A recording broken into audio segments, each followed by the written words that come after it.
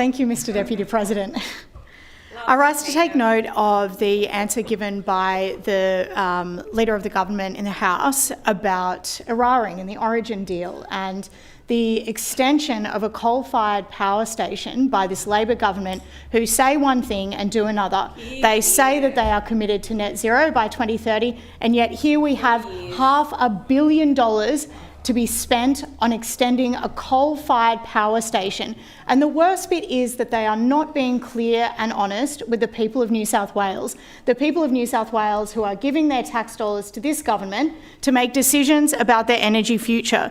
Because the reality is that actually this government has seemed to be misunderstanding the advice that it has been provided.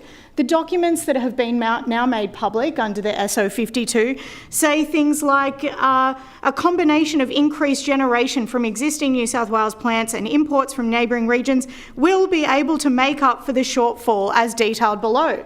I also refer to the AEMO ESU report that was actually released in May 2024. Just 2 days before or after the government made their announcement about the extension of Eraring. It was a very interestingly timed announcement after the call for papers and with this AEMO update in mind. AEMO say, as a result of the reliability gaps forecast, AEMO will tender for the interim reliability reserves, which support New South Wales and Victoria to minimise the consumer impact of reliability risks.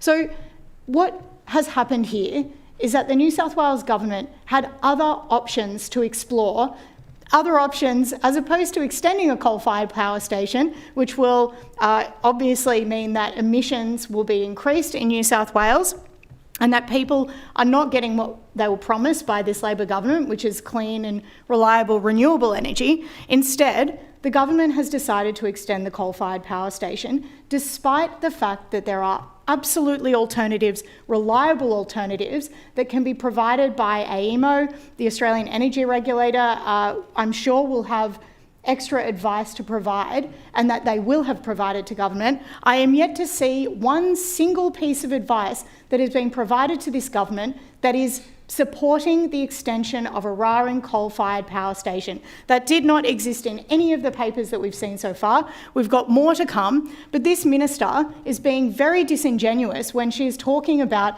the fact that this decision was made because of reliability. No, it was not. There are multiple pieces of advice that suggest there were other ways, and there are other ways, to ensure that New South Wales has the right, clean, reliable power source that doesn't rely on taxpayer money being sent and subsidised to coal-fired power.